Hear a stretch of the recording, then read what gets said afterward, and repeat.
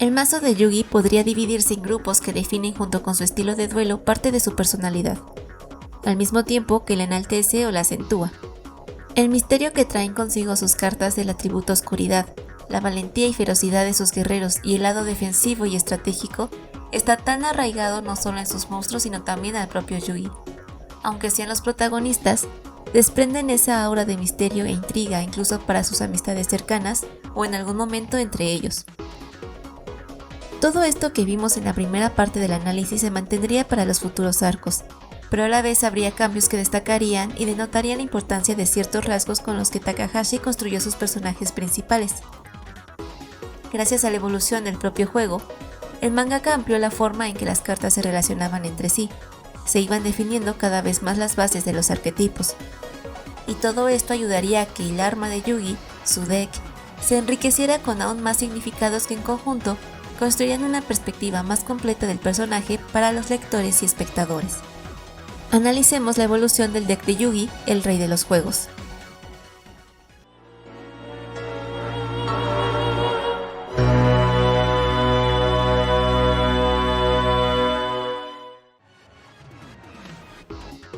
A partir de Ciudad Batallas, el deck de Yugi tendría nuevas cartas que a su vez reflejarían el cambio tanto del juego como en la forma en que percibimos al campeón del reino de los duelistas, y a la vez el autodescubrimiento de sí mismo y los orígenes del faraón. Se añaden monstruos de las categorías que ya habíamos determinado al inicio. El gran escudo Garna con los defensores, el demonio de Gilfer para los demonios, Buster Blader con los guerreros y la maga oscura para los hechiceros. Además, para estas dos categorías podríamos añadir dos cartas que semánticamente serían un híbrido entre los guerreros y los hechiceros, simbolizando la unión entre todos los conceptos que nos remiten a ambos tipos. Estos dos monstruos son Breaker, el guerrero mágico, y la fusión paladino oscuro. Entre los nuevos aditamentos encontramos a los icónicos guerreros Magneto, monstruos que serían cartas similares a un rompecabezas como lo fue Exodia, pues al unirse dan lugar al poderoso Valkyrion. Como anotación, aunque la fusión de conceptos entre imanes y guerreros viéndolo desde esta perspectiva, por su tipo y atributo podríamos considerar los golems, y aunque no fueran los primeros monstruos que nacieron a partir de la unión de conceptos de golems y guerreros, debemos reconocer lo interesante que resultó ser la imaginación de Takahashi. Gacela, Baphomet y su fusión Quimera son otro trío de cartas que formarían parte de jugadas interesantes del protagonista. Este grupo de cartas me gusta porque además del lado fantástico y mágico que traen los demás monstruos, como el nombre completo y el origen del concepto de quimera lo indican, nos redirigen a lo místico que puede ser la mitología, en este caso la griega. Pero más allá de lo divino o heroico, se trata de lo bestial. Otro trío que forman parte de la baraja a partir de aquí son los tres caballeros inspirados en la baraja inglesa. Que estos monstruos estén inspirados en otro juego de cartas podría resaltar lo que simboliza a Yugi, lo mismo que da nombre a toda la obra, el rey de los juegos. Al fin y al cabo, desde sus inicios se mostraba salir victorioso en todo tipo de juegos poco o nada morales. Aunque esto era por parte del espíritu del faraón, el gusto de Yugi por los juegos es genuino y en sí es una representación de su propio autor, pues como Yugi al final de la obra se dedicó a crear sus propios juegos, Takahashi se la pasaba inventando juegos nuevos hasta el último momento de su vida. Además de esto, vemos la importancia que le da Kazuki al número 3 a partir de aquí. 3 dioses egipcios que necesitan 3 sacrificios, 3 nuevos tríos y la importancia que le va dando a 3 personajes en su obra, Yugi, Yoi y Kaiba. En estos 3 grupos de monstruos se refuerza la creciente sinergia entre cartas, pero también lo podríamos interpretar como un avance en la relación de ambos Yugis y el descubrimiento de los orígenes del faraón, cuestión que se acentúa con las cartas más importantes e icónicas de este arco, los dioses egipcios. Si en un inicio Exodia era el monstruo con más peso tanto en poder como de representación de la exoticidad del imaginario del antiguo Egipto, marcado por Takahashi, los dioses egipcios serían el recordatorio de ese trasfondo después de todo un arco en el que a veces se veía olvidado este origen ancestral, o se volvía un simple argumento secundario. Así como Exodia o los artículos del milenio, los guardianes eternos reafirmaron esta característica que es tan impactante y llamativa de la obra, y fue todo un éxito, pues captó la atención de una gran cantidad de espectadores, y siguen aún hoy en día en la mente de personas que nunca llegaron a jugar o recuerdan poco del anime. Regresando al análisis, estas bestias divinas evidentemente simbolizan el poder del faraón, pues están a su servicio. Pero para ello, el espíritu tendrá que volver a demostrar que es un duelista digno, pero aún más importante, un verdadero rey tanto de los duelos como del antiguo Egipto. En este aspecto los caballeros también introducen esta idea, pues a diferencia de Gaia o el Booster Blader, forman parte de una agrupación que protege y resguarda a un rey, una reina y a la aristocracia. Esto se ve aún más implícito con la traducción que les dieron en español. Por lo tanto, que Yugi de alguna forma tenga control sobre estos tres mosqueteros, simbólicamente lo enaltece. Quizás sea la razón por la que en el combate contra su compañero, dentro de su baraja se mantienen estos tres guerreros que abrirán paso a la invocación de sus bestias divinas. Es por esto que en conjunto con los dioses egipcios, esta faceta de la baraja de Yugi la convierte en una digna de un faraón y un rey, el rey de los duelos, título que obtiene al finalizar el torneo y al mismo tiempo al recuperar a los tres guardianes que alguna vez le sirvieron. Como se ha visto hasta ahora, en el deck de Yugi hay cierta dualidad. A su vez, los personajes principales son la representación de esta misma idea, y aunque para muchos, como lo hace Kaiba, el faraón es quien ha logrado todas las victorias y no Yugi, en el arco final de la obra, Takahashi nos demuestra que no es así. Esto lo hace de la manera más inteligente, dándole al pequeño Yugi su propio deck, puesto que al final, él posee su propia identidad, fuerza y estrategias. Nos reafirma entonces que cada deck es una representación en varios niveles de su duelista.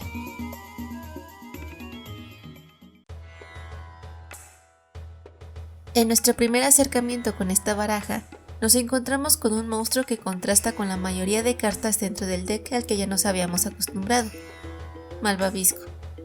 Este monstruo hada, indestructible en batalla, posee un arte adorable que junto con otros monstruos que veremos a continuación, reflejan esta parte amable y tierna del pequeño Yugi. Por este motivo nuestra primera impresión, así como la tuvo Bakura y el faraón durante el duelo final, nos hacía pensar que esta contraparte del protagonista era débil y no era lo suficientemente fuerte para vencer a sus oponentes. Junto a Malvavisco tenemos a una serie de cartas inspiradas en bloques de construcción, monstruos que refuerzan la idea de lo infantil, pero a su vez nos recuerdan la habilidad del pequeño protagonista para resolver rompecabezas como lo hizo con el artículo milenario alguna vez. Y con esta misma idea nos encontramos con los guerreros Magneto que, al contrario de los tres mosqueteros, formaron parte de la baraja de Yugi para vencer al faraón. Quizá por su capacidad para unirse para formar un monstruo poderoso como lo era Exodia. Lo mismo sucede con los Gadgets, otro trío de monstruos que tanto conceptual como mecánicamente nos remiten a engranajes que se complementan entre sí. A su vez, estos monstruos también pueden unirse entre comillas, gracias a la trampa y monstruo Stronghold, siendo más un aspecto visual en el manga y anime que mecánico.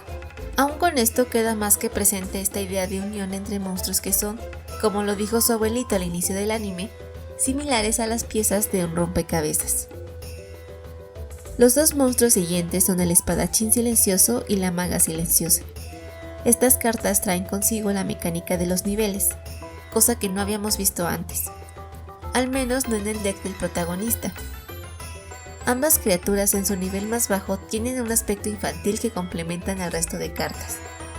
Además, sus diseños resultan bastante familiares, pues es un reflejo explícito de su dueño, el pequeño Yugi. Estos monstruos silenciosos representan directamente la personalidad retraída del protagonista, pero su mecánica de niveles nos recuerda el potencial de crecimiento. Después de todo, la reencarnación del antiguo faraón también es un habilidoso jugador digno de llevar la corona del rey de los juegos. La mecánica en estos monstruos nos demuestra el estilo de duelo del protagonista. Mientras que el del espíritu del faraón era un estilo equilibrado entre fuerza y control, el deck de Yugi se decanta por un estilo casi por completo de control con magias, trampas y algunos efectos de monstruos para que el espadachín y la maga incrementen su poder y puedan derrotar a cualquier monstruo de su rival. La maga silenciosa en sí actúa como una contraparte del mago oscuro, pues su elemento luz es el antónimo de la oscuridad que posee la carta insignia de su otro yo, Al mismo tiempo, en su nivel máximo, refleja el crecimiento por el que Yugi ha pasado a lo largo de la obra, pues el semblante que van adquiriendo tanto el guerrero como la hechicera se van asimilando a la del mago oscuro, pero también a la del faraón, demostrando de este modo que Yugi ha ido aprendiendo a su lado hasta madurar. Quizá no en un sentido físico como si lo adquiere Yudai o Jaden en su versión de doblaje, pero sí emocionalmente. Si estos dos monstruos que en su nivel más bajo son similares al pequeño protagonista y al crecer se asemejan más al faraón, significa que en algún momento Yugi en su máximo potencial y con mayor edad puede lucir como su otro yo. Al fin de cuentas, Yugi es una contraparte moderna de Atem. Hasta aquí hemos visto que el deck de Yugi contrasta con el que ha usado en compañía del faraón a lo largo de la obra, pues aunque compartan la similitud de gran cantidad de cartas de atributo tierra, sus monstruos más fuertes son de atributos contrarios. Atem posee monstruos de atributo oscuridad y Yugi el elemento de la luz. Sin embargo, el pequeño Yugi posee dentro de su baraja un monstruo que es clave para sus victorias y que a su vez resalta con las demás criaturas en él, Gandora. Gandora es un dragón de atributo oscuridad que posee un efecto devastador en comparación a lo que estábamos acostumbrados en las barajas de los protagonistas. Este monstruo posiblemente sea una representación del oscuro dentro del pequeño Yugi, algo que adoptó del espíritu del faraón que lo acompañó todo este tiempo. Así como Atem reaprendió el valor de la amistad y la sensibilidad, Yugi a su vez ganó la fuerza y el coraje con el que podría ayudar y salvar a sus seres queridos.